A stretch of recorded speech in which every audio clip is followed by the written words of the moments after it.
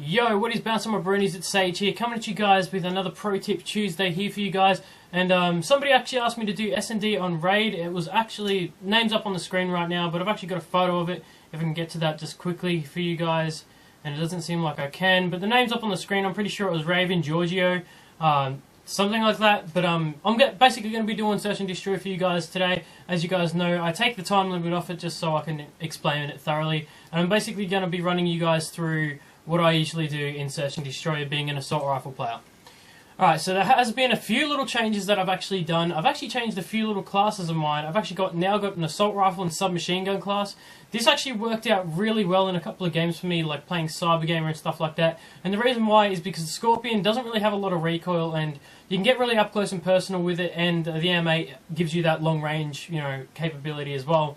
And then I've got just normal M8 and then an AM94 with a DSR 50. I actually don't use the XPR 50 in CG just because of the uncertainty of the kill. So I actually use the DSR 50 because that thing usually kills pretty quick. And the rest is basically the same there. Hasn't really changed much. So apart from that, we're just gonna, as you guys know, you should actually have your kill streaks like that as an RCXD Hellstorm Lightning Strike, because the RCXD can act as a scout. So basically we're just going to jump straight into this, and hopefully I could teach you guys something this week in Search and Destroy Raid. I almost goofed that up. Alright, so starting up the game now, and let's see which side we spawn on. So we're going to be spawning on garage side. Now, what I like to do usually is, I don't usually like to stray away from my sniper rifle, route. So I don't really like to use anything else but a sniper rifle in Search and Destroy. So basically what I like to do with a sniper rifle, and I'm on high sensitivity because me and my mate were 1v1 quick scoping, I don't usually grab bomb on this side. Right, so basically what I usually like to do is run like this. This is one approach I usually do, which is actually, I come out into the middle. Now, a lot of people you see will just walk out and try and hard scope and pre-aim. The best possible thing to do sometimes is, if people aren't expecting it, you can usually run and jump in there and pretty much crouch behind it, or even lay down if you really wanted to. Then just dip over here and then peek up, and that's called snaking, which you actually jump. You basically peek up, shoot, and jump back or pro. Yeah, sorry about that, guys. My mic actually screwed up a bit there and actually caught it while it was halfway in the act, so haha, sucks shit. But yeah, like I was saying, this is actually called snaking, and you don't actually have to press it twice. You just go into crouch and then shoot, right? And it's actually, when you see it on other people's screens, it's much harder to actually hit the target than it is to do anything else. So basically, that's one approach I like to do. Now, there's another approach I like to do, which, if you guys notice, there's a lot of people that actually rush top laundry. And if you don't know what top laundry is that little building there. I mean, if you're planting B, this is a really good spot to look through. So what you want to do is you actually want to jump up on top of this, and you want to crouch and actually look just above the door there, and you can actually see into top laundry, and it's a really good line of sight. Once again, you really don't have to shoot anybody up there, but if somebody stands still long enough, you can pretty much pick them off, and it's a guaranteed kill. Then you go up in numbers, you're a 3v4, so it's really beneficial for your team if you can get a kill by doing that. But apart from that, that's all I really do. Like, I don't really push too far out of our spawn. Like, most of the time we have an assault rifle watching flank. Now, if you're going to be watching flank with an assault rifle, what you basically want to do, you'd see a lot of people either sitting at this blue car here, like sitting just right here, or something like that, but try and be unpredictable. So what my mate Trent usually does is garage either here, he sits in garage over at this grey car. He basically sits on head glitches and stuff. So he sits here, and one I figured out that you could use is laying down behind the grey van, and you can see if somebody's coming through the window, you can see if somebody's running through there. It's not really guaranteed a kill, because you're not going to be able to kill somebody really fast if you shoot them in the feet. You'll probably be able to kill them if they actually run into garage and around into gym, but apart from that, then you're probably not going to be able to get a kill. So sitting on here is probably the best bet, because you over at glass side before they even get to the glass. But just in case if you miss it, the good thing about putting yourself here is, if one person's in art, which I'll show you that little tactic in a second, if somebody's in there and they call out a zigzag push, you can basically just look straight there and get a kill there. And if there's somebody on the flank, like somebody running around there, as you're killing this person, because you can't see him because the screen blocks your view from there, 95% of the time they're not going to try and challenge you face on. What they're going to actually try and do is run around. And the good thing about it is, They got to shoot through the glass. They've got to break the glass to just actually get more shots on you and kill you faster. So you're at a massive advantage. If they break the glass, you can basically dip down behind the car. But if they got a grenade, then you want to be really careful. So what I was talking about, the person calls out the zigzag push, is what I usually like to do when Trent's out back, you know, there watching the flank, is I actually like to sit here and then get a massive head glitch on this little stair thing. Two people rushing the B. Now, if they want assist on B, then I'm probably going to give it to them by just running up top, either running up top here, running down bottom, or actually, you know, backtracking all the way around. But what I usually like to do is just watch here, and the reason why I've got an assault rifle, like an automatic, this probably won't be very good if you had a burst weapon, but since you have an automatic AM94, you know, it's a really good tactic to do. So that's basically the B setup. Now, if you're a person who's actually rushing, I see this problem a lot with people who rush, is that they seem to just watch one way at the same time. So say if like one's watching there, the other's watching there. If one's watching there, the other's watching there. You want to have that kind of coordination where if you're watching top laundry, right? You can basically see if they're blue van, you can see their feet below the van, and you can also see top laundry. You can see people jump out from the window on top laundry. And what you want the other rush person to do, maybe they could have an overkill subby class, and the person back here could have the bomb. You just got to be really careful of open stairs and basically fucking kitchens. So you could maybe back it up a little bit. You could basically sit back, you know, maybe here or something like that, and you won't be able to get shot. But the person with the submachine gun and assault rifle could rush down, get this head glitch on this rock, and look at your ring stairs. Now, the reason why I say this is because most people only have two tactics in this map. So if people seem to think you're going B-bomb, they're going to be running there, or they're going to be running there or there. It's never anything different, or they're going to go for a middle push or a massive flank. Yet I hardly ever see people actually running two pillars. So if it happens, you should be able to, you know, just adjust yourself accordingly. If not, then very sorry, but shit does happen. It is one round. You can actually bring it back. And mainly the biggest thing in SnD, sorry, is you want to take a couple rounds to learn how they play. So if somebody's rushing you 2 rounds in a row, the chances are if it worked for them and you died, they're going to do it again. It's a necessity. They're going to do it again, and it's just going to happen. So basically, we're going to go on A side. So this is going to be a very long video because I've got to cover everything on this map, and it's a big map for SnD. So now A side. A side's really it's a really love-hate sort of bomb site because you can basically run in there and get killed really quick if the enemy team predicts that the A push is being done, or you can run in there, smoke it, and go in there all guns blazing and actually come out there alive.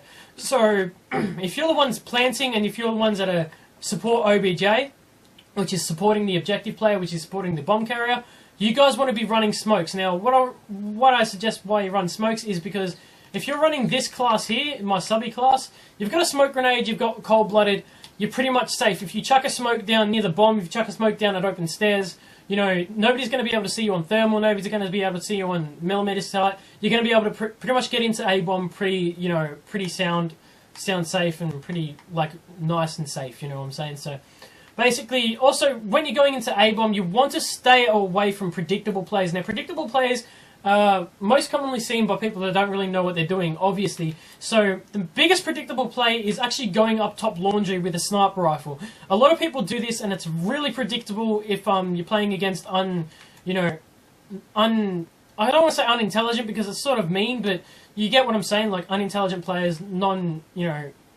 tactical players. Most people go up on top laundry and try and get that early pick off, that early snipe. What I usually like to do is actually jump around here. If I actually run into the bomb site with the bomb carrier and the support OBJ, I like to run around here. This keeps you covered from cutout, but it does not keep you covered from open stairs if somebody's there. But what you usually like to do is get your sniper rifle out and look into Tiki Bar, because once again, that's another predictable play. Some assault rifles do like to run into Tiki Bar, and snipers usually like to go top cutout and stuff like that. Or there's usually somebody sitting right on that little head glitch there, and if you've got a sniper rifle, you can usually take them out. Once again, you could probably be able to, just jump around here, sit yourself on this little head glitch here, and watch all those ways there. I think I've already run through that before, but that's a really good place to sit. So flank on the A-bomb, watching flank on the A-bomb. Me and Trent found this spot that if you've got good accuracy and if you've got really good reflex times and really good, just really good reflexes, and your sound haul abilities are pretty good. Because once again, this line of sight's a bit hard to get into because you can slip off this glass a bit. But what you like to, yeah, see, look at that. I just kept slipping. I didn't even move. Guy's just had butter on his fucking feet. But you get what I mean. Like, you actually get up on this glass and you try and move yourself off across enough so you can basically just head glitch this wall and see people running on the flank. Now, the only problem with this is you can't see anybody running into gym. But the good part about this is they cannot get to you unless they run through here. They cannot get to you uncontested because, once again, if you don't break that glass, they have to. So you just got to remember that if you don't break the glass, they have to, and once you hear that glass break, you can pretty much just drop down and just wait for them, or maybe drop down on this side more than likely and just wait for them laying down. It's a really unpredictable thing if you see somebody laying down on the floor. So, alright, so that was planting. Now, this is what I mean about it going to be a long video. Now, let's go on to the diffusing side. So what I like to do on the diffusing side, which I'm actually going to kill myself just quickly, so I'll see you guys in the diffusing side real quick. So I'll talk to you guys soon.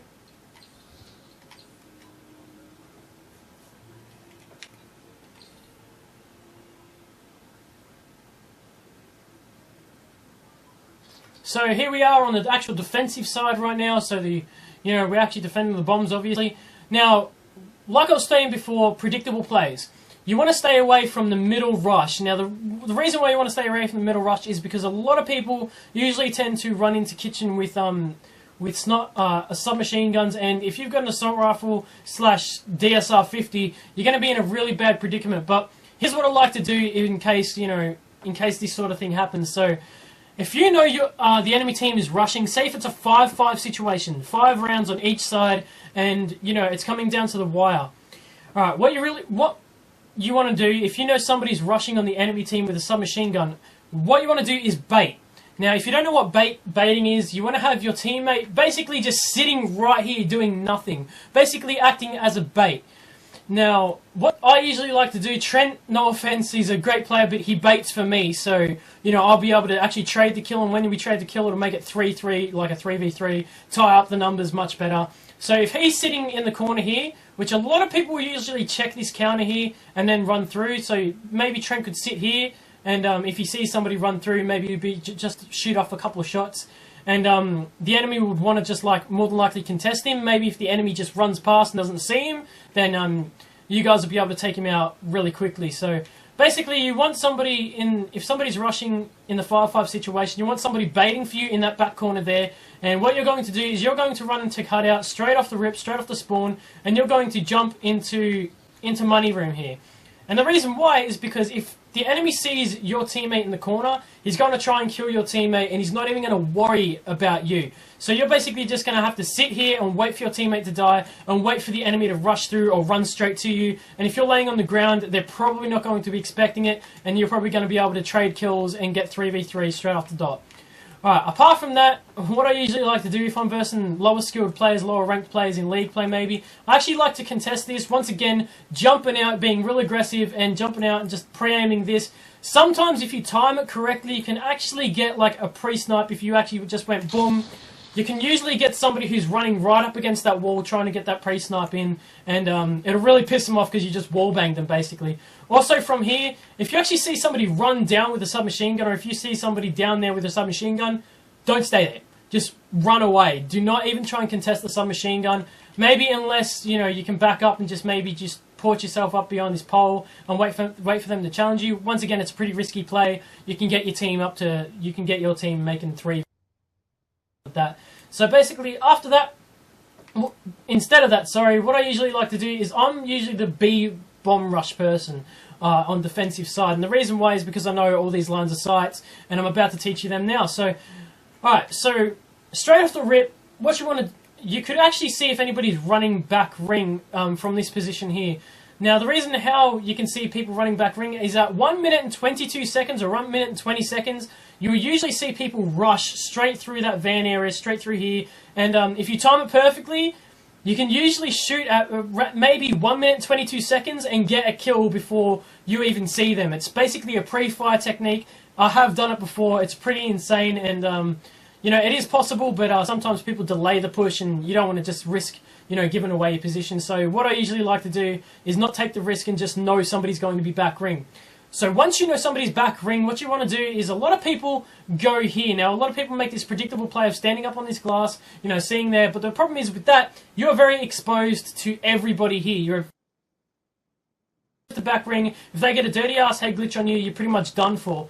So what you want to do is you actually want to back it up, and behind this fertilizer or behind this soil, you can actually sit there and watch back ring, and you can pretty much get people off of head glitches from here. As you guys can see, you can see the front of the blue van and usually the head glitch there, and people running around back ring, and it's pretty awesome. Once again, you want to stay away from predictable plays such as going top laundry. That will more than likely get you killed if the enemies are much more, you know, much more intuitive and much more intelligent. I'm loosely using that term.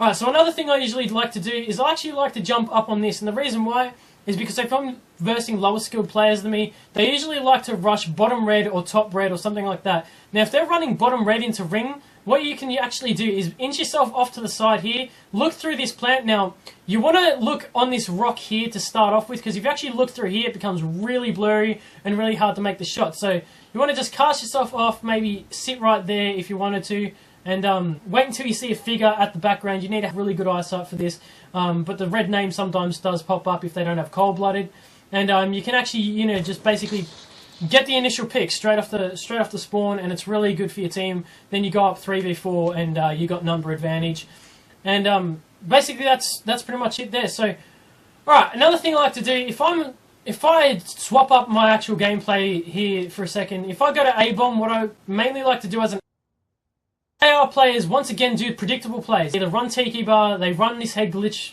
you know, this head glitch rock. What you have to remember in a defensive side of Search and Destroy is you don't have to do anything. You have to wait for the enemy team to make an advancement and make a push for you. Alright, so in this situation here, if I were to go to protect A-bomb, what I'd usually like to do is sit back with my sniper rifle back here, and, you know, basically get my eyes on this sort of little line of sight here. Now, they've got to run. Most people run to like open stairs, or they run from open stairs or something like that. You can actually just pace back and forth and see if anybody's in Tiki Bar, or you can basically just sit in this back corner here and wait for somebody to just run around into courtyard, and you can basically kill them. So basically, the biggest mistake a lot of ARs do is they run out here and they usually get sniped from somebody who's in top laundry or something like that. So apart from that, the only other thing I do at A-bomb is I basically, and I've said basically a lot here, sorry, but I pretty much just run through here, crouch jump through the window, and pre-aim this little window there. You know, once you've done it enough times, once you're really comfortable with your accuracy, you can basically snap onto like little spots like that and pretty much see if anybody's there, and you can get the drop on them before they, so that's a pretty good thing. And then you can go, once again, you can go 3v4, and it's much easier for your team to set up on bombs and stuff. And apart from that, guys, that's basically it. That's defending, that's planting, that's, you know, all these lines of sight. I know there are a few lines of sight, which is like this one. This line of sight isn't very good because ARs tend to see you better than you can see them. Say you can only see their feet, but they can see all of you, so it's pretty ridiculous. Another little thing is, if you're going to top laundry, only do it if you know somebody is at back ring and they're about to rush into this little laundry alley area. And the reason why you do that is because if you go up here, don't go to the window, run up onto this. Now, don't jump up onto it, because if they're sound whoring, they're going to hear you just thumping around like, you know, thumping around like Kong up in this bitch. But what you want to do is you can actually just walk up it, and it makes no sound whatsoever. You just want to keep a couple paces off for the wall, because your feet do tend to stick through the wall. So you can actually see people running, you know, back there, and if they run back there and you hear them climb up, if you're good at sound whoring, if you hear them climb up, you can usually just jump out there, get the kill, and, you know, you can go on from there. But as soon as you get the kill, you basically want to just run out of there, because you're probably just going to get absolutely mopped by grenades and fucking gunfire and stuff. But when you run out of here, you've got to make sure that nobody's there, nobody's at the head glitch, you know, or there even, because it's a really risky play going up into the laundry building and get boxed down pretty quickly. Alright, so another thing about laundry is it's really good if you want to just camp up here and wait for the bomb plant, because you can see here, you can see the window, and if you've got a good enough headset, you can actually hear people climb up. Now, the way you can hear people climb up is if they climb up like this back, this little laundry sort of jump up thing there, you'll only hear one climb animation. So what I mean about climb animation is this noise here. you only hear that once. But if you hear like 2 of those animations, like say if they jumped up onto this, jumped up onto that, and then jumped up onto that, that's 3. That means you know they're coming up to the laundry window. You don't have to act upon it. You can just switch your aim from maybe here to right there. Another thing, if you hear 2 climb up motions, you know, you want to shift your line of sight to maybe this window, and they're probably climbing up there, and you can actually get an initial pick off that. So sound whoring is really good in Search and Destroy if you know how to use it properly. So that's basically it, guys. That's all I really know about Search and Destroy on this map. I do know quite a bit about this map, but mostly it's just teamwork, you know, map orientation, map awareness, and everything like that. That's usually just Search and Destroy in a nutshell. Anyway, guys, hopefully that helped. It was 20 minutes long, and it's going to take me forever to upload, but yeah, hopefully you guys enjoyed it. I love you all very much, and I'll talk to you guys later. So like if you liked it, like if you disliked, subscribe if you liked it. Come join me in the spa, and I'm sorry about my mic fucking up before, but you know, I'm working on it. So anyway, guys, I love you all, and I'll talk to you guys later. Alright, peace out, guys.